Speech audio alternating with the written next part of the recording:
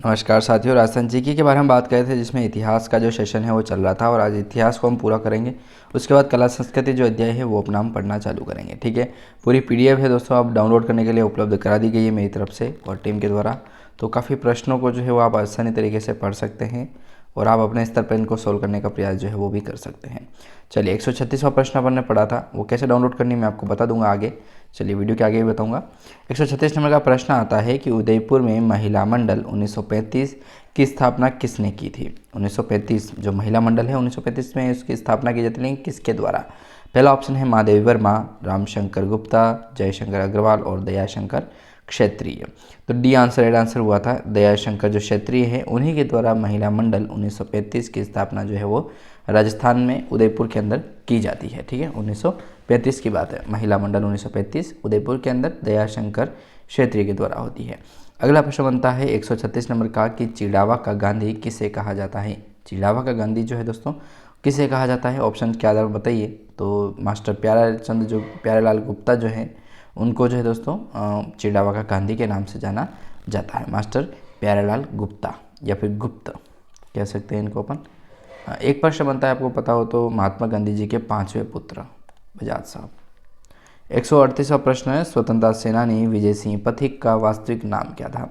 जो स्वतंत्रता सेनानी विजय सिंह पथिक थे उनका वास्तविक नाम क्या था वो आपको बताना है दोस्तों।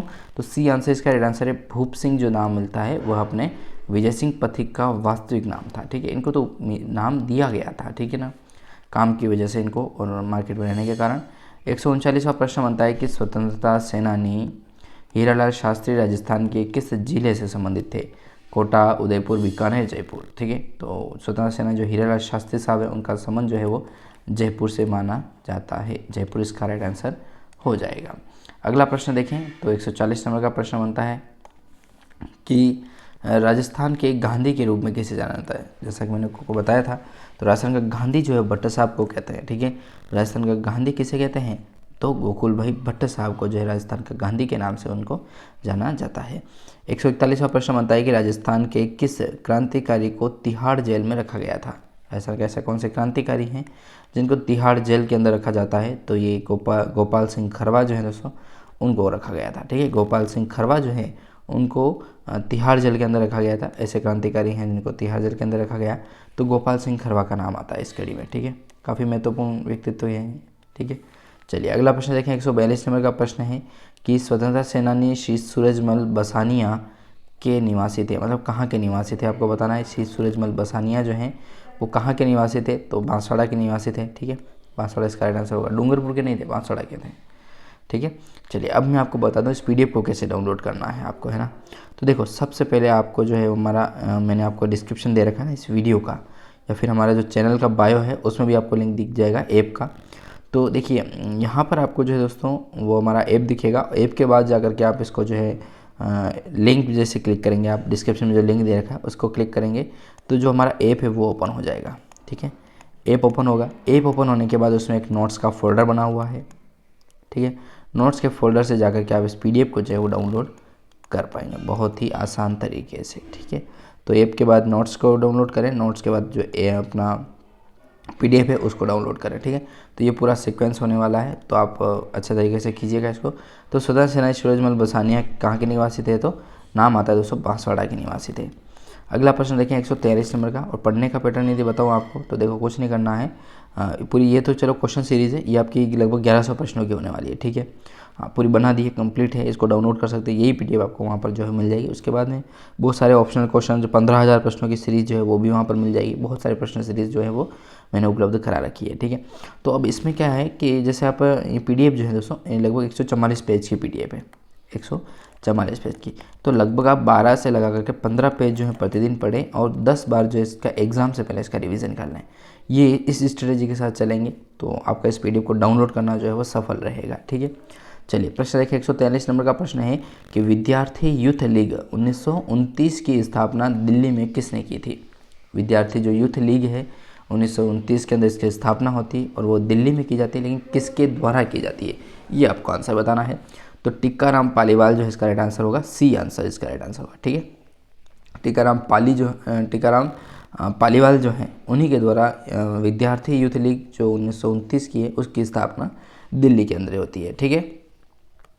144वां प्रश्न है कि मारवाड़ किसान सभा का प्रथम अध्यक्ष कौन था। मारवाड़ जो किसान सभा है उसके प्रथम अध्यक्ष बनाए गए थे, लेकिन किसे बनाया गया था, तो बलदेव राम मिर्धा को बनाया गया था। ठीक है। बहुत इंपॉर्टेंट प्रश्न है दोस्तों बलदेव राम जी के बारे में। ठीक है।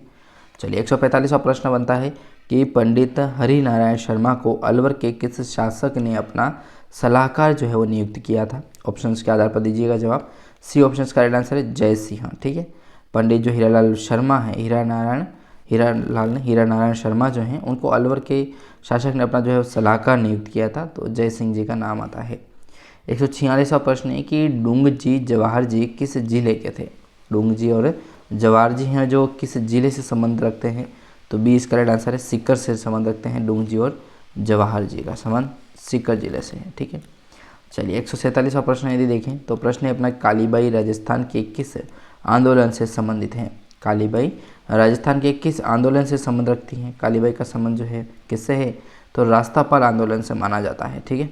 रास्तापाल से संबंध जो है वो कालीबाई जो है वो उनका आंदोलन से संबंध है, तो रास्तापाल आंदोलन से है। ठीक है। 148वां प्रश्न है कि स्वतंत्रता सेनानी श्री केसरी सिंह बारहट की जन्मस्थली है। स्वतंत्रता सेनानी जिनका नाम आता है केसरी सिंह बारहट, उनकी जन्मस्थली कौन सी है, तो शाहपुरा इसका राइट आंसर होगा, शाहपुरा। ठीक है। देखो 2-3 शाहपुरा हैं, अब ये शाहपुरा कौन सा है वो आपको बताना है। 149वां प्रश्न है कि प्रताप सिंह बारहट को किस केस के तहत बरेली जेल जो है वो भेजा गया था। प्रताप सिंह बारहट को किस केस के तहत जो है बरेली जेल में भेज दिया गया था, तो सबको ही पता है कौन सा षड्यंत्र रचा गया था, बनारस वाला। ठीक है। बनारस षड्यंत्र केस जो है वो रच करके जो है प्रताप सिंह बारहट को यहाँ पर बरेली भेजा जाता है। ठीक है। बनारस षड्यंत्र, ठीक, बरेली जेल में भेज दिया गया था। 150वां प्रश्न बनता है कि स्वतंत्रता सेनानी सागरमल गोपा कहाँ के निवासी थे, तो जैसलमेर के संबंध माना जाता है। स्वतंत्रता सेनानी जो सागरमल गोपा साहब है उनका संबंध था जैसलमेर से। ठीक है। सागरमल गोपा इन्होंने पुस्तक लिखी थी ना, जैसलमेर का गुंडा राज करके। ठीक है। चलिए अगला प्रश्न देखेंगे अपन, कला संस्कृति का चैप्टर रहने वाला है। ठीक है। तो इसको अपन शुरू से ही शुरू करेंगे ना, कला संस्कृति। अब जो क्वेश्चन आएंगे वो कला संस्कृति के आएंगे। ठीक है।